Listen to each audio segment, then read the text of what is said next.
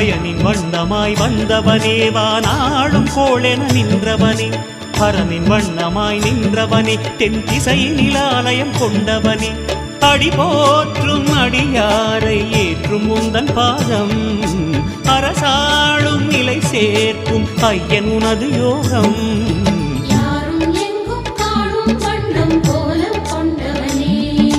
தேரும் புகழும் சீராயருளும் எங்கள் குருபரனே செந்தூரழகாய் சிந்தை உலவும் சேவடி அழகோனே